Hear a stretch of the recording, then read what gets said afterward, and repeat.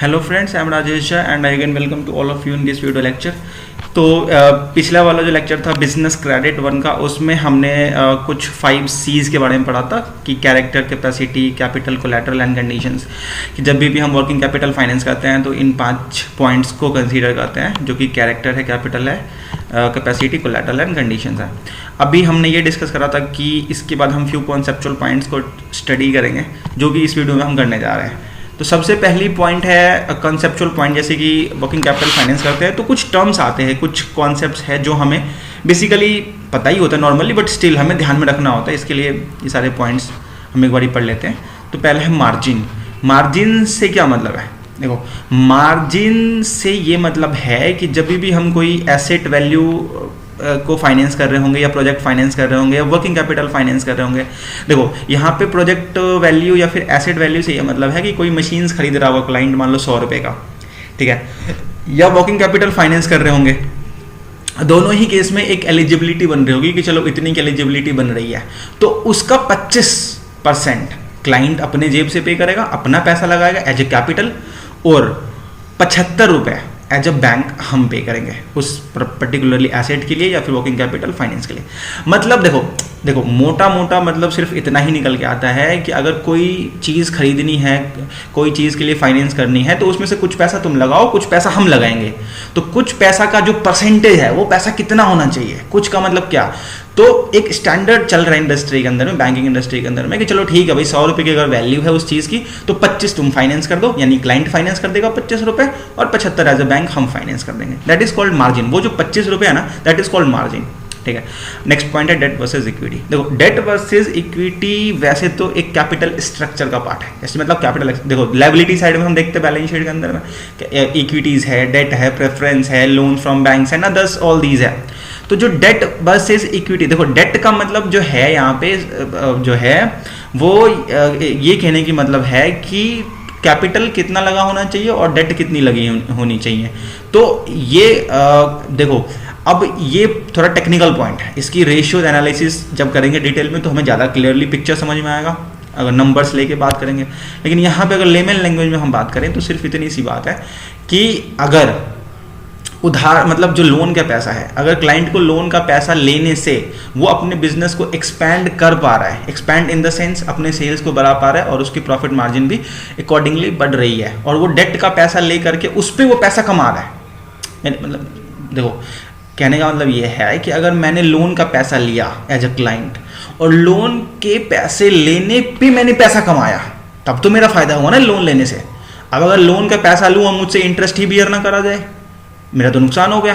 क्या फ़ायदा हुआ फिर मुझे लोन लेने का, क्योंकि लोन पे भी तो मेरा इंटरेस्ट जा रहा है ना एज ए क्लाइंट। तो अगर लोन लेने पे जो इंटरेस्ट बियर कर रहा, उससे ज़्यादा अगर मैंने पैसे कमाए उस लोन लेने से अपने बिजनेस में, ऑब्वियसली बात है उसके लिए हमें सेल्स बढ़ाना पड़ेगा, प्रॉफिट मार्जिन बढ़ानी पड़ेगी। तो अगर वो हो पा रहा है then it is preferable, otherwise not preferable. तो वैसे इंडस्ट्री में जो डेट वर्सेस इक्विटी की रेशियो है वो तो आइडियल 2:1 है, लेकिन ये कोई बेंचमार्क नहीं है, ये डिफर करती है industry to industry. Capital intensive industry है या डेट इंटेंसिव इंडस्ट्री है, सर्विस सेक्टर है, तो उसके लिए कुछ अलग रेशियोज होगा। तो दैट इज मतलब ये रेशियोज कोई बेंचमार्क नहीं है, बट हाँ आइडियली 2:1 हम रेफर करते हैं, but it depends upon the industry. Okay, so next point है security. It refers to collateral. देखो, take charge on the current assets, RM है, FG है, डेटर्स है, and fixed assets, land and building है। देखो, हम चार्ज लेते हैं, एक तो सिक्योरिटी में दोनों पॉइंट आ गया। कोलैटरल भी हमने ऊपर पढ़ा था, कोलैटरल लेते हैं, तो कोलैटरल यानी कि लैंड बिल्डिंग की बात कर रहे हैं, और करेंट एसेट्स जो कि डेट है, डेटर्स है, RM है, FG है, रॉ मटेरियल है, फिनिश गुड्स है, इसके ऊपर भी इसको हम करंट एसेट्स बोलते हैं, और इसके ऊपर भी हम चार्ज लेते हैं, ठीक है। तो अभी हमें चार्ज के कुछ टाइप्स है उसको समझना पड़ेगा। एक तो प्लेज है। प्लेज, देखो प्लेज चार्ज का वो तरीका होता है, मतलब चार्ज का वो तरीका होता है जिसमें क्या होता है कि जो गुड्स है उसकी ownership remains with the owner of the goods, but possession transfer to the bank. जैसे गोल्ड लोन है, गोल्ड लोन में क्या होता है कि देखो जो ओनर ऑफ द गोल्ड है तो वो वही ओनर रहेगा, ठीक है, लेकिन जो गोल्ड है वो बैंक के पास लॉकर में जमा कर दिया जाएगा। तो पोजीशन जो है वो गुड्स की वो बैंक के पास हो गई, क्योंकि बैंक के पास वो पोजीशन कस्टडी में है, लेकिन जो ओनरशिप है वो जो ओरिजिनल ओनर है, क्लाइंट है, उसके पास ही है, उसको हम बोलते हैं प्लेज। ये भी एक किस्म का चार्ज होता है ऑन द एसेट्स। बट ये इस तरह का चार्ज होता है कि बैंक अपने पास रख ही लेता है उस एसेट्स को, ठीक है, इसलिए उसको हम प्लेज बोलते हैं। हाइपोथिकेशंस, देखो इसमें क्या होता है कि जो पोजीशन ऑफ द गुड्स है वो रिमेन्स रहती है with the owner but hypothecated with the bank.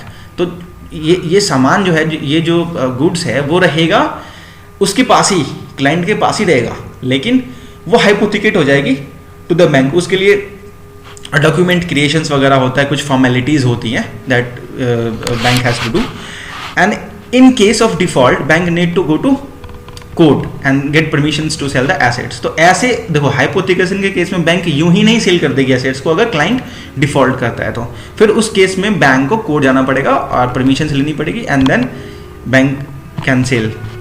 तो अब यहाँ पे तीसरा पॉइंट है मॉर्गेज। देखो mortgage it applies to immovable properties, mortgage apply होती है इमूवेबल प्रॉपर्टीज के केस में। ये भी एक तरीके से हाइपोथिकेशन ही होता है, लेकिन ये हाइपोथिकेशन इसको इसलिए नहीं बोलते क्योंकि ये इमूवेबल प्रॉपर्टीज है, क्योंकि इसको मूव नहीं किया जा सकता। अब जैसे गोल्ड है, गोल्ड को तो मूव कर सकते हैं, बट लैंड बिल्डिंग पे अगर हमने चार्ज ले लिया, बिल्डिंग के ऊपर चार्ज ले लिया, तो बिल्डिंगों को उठा के लेके जा नहीं सकता, तो ये इमूवेबल है। That's why we use another word mortgage.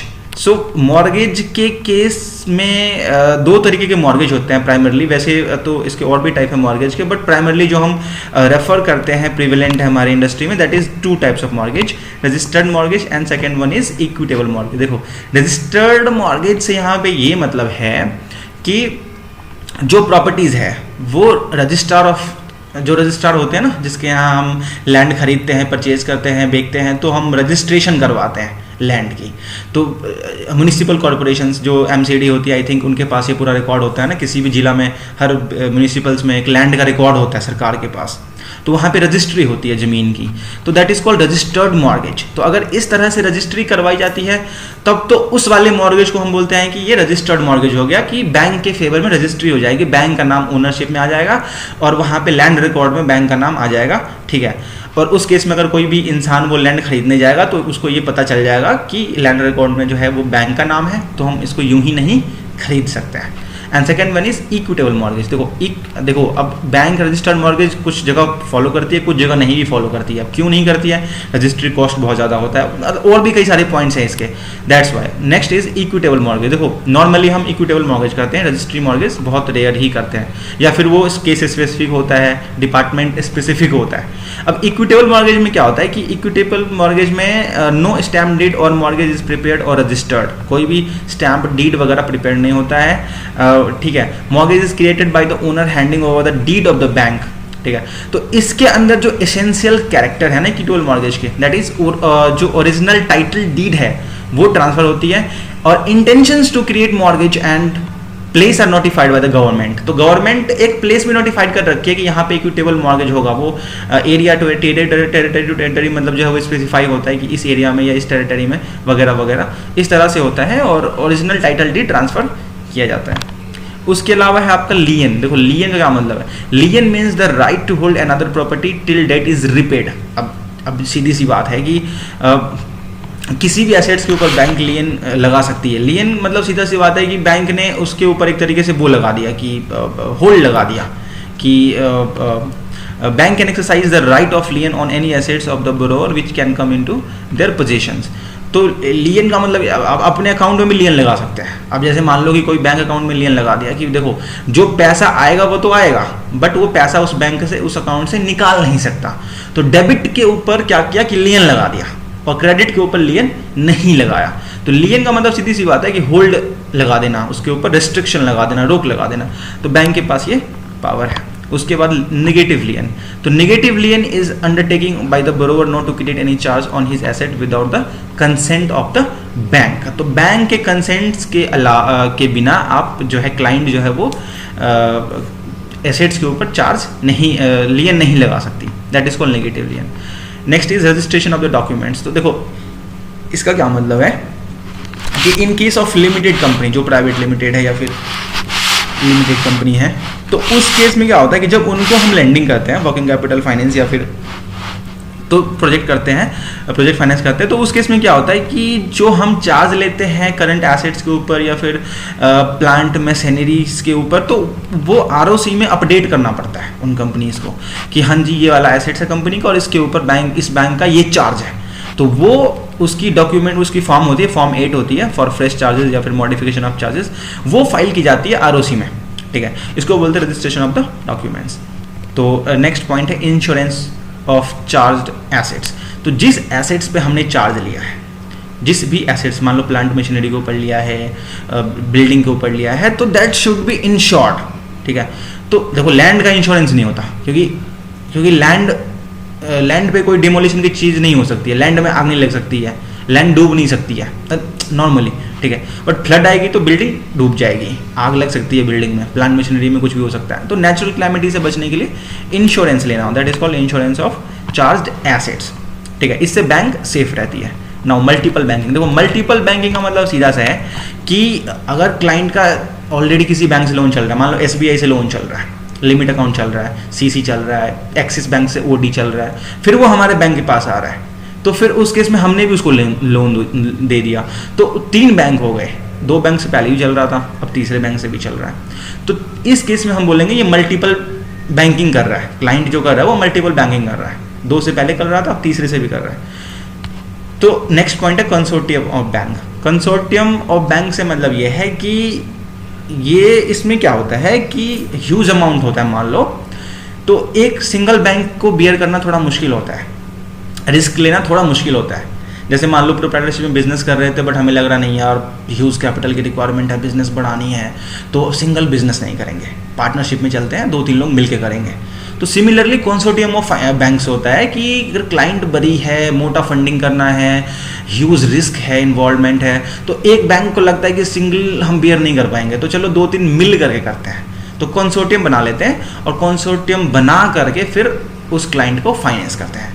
तो ये छोटा मोटा फाइनेंस नहीं होता, ये करोड़ों में फाइनेंस होता है, और मतलब 500, 1000 करोड़, 1500 करोड़, 2000 करोड़ ऐसे फाइनेंस की जाती है। देन कंसोर्टियम ऑफ बैंक्स वाला कॉन्सेप्ट आता है। चलो, इसके बाद हम स्टडी करेंगे नेक्स्ट वीडियो में ड्यू डिलीजेंसेस। ड्यू डिलीजेंसेस में हमें बहुत सारी चीज़ें पढ़ने को मिलेगी, बहुत ही टेक्निकल पॉइंट्स और बहुत अच्छी चीज़ें, रेशियो एनालिसिस, फाइनेंशियल एनालिसिस, बहुत सारी चीज़ें हैं। That would be discussed in next video. तब तक के लिए गुड बाय, टेक केयर।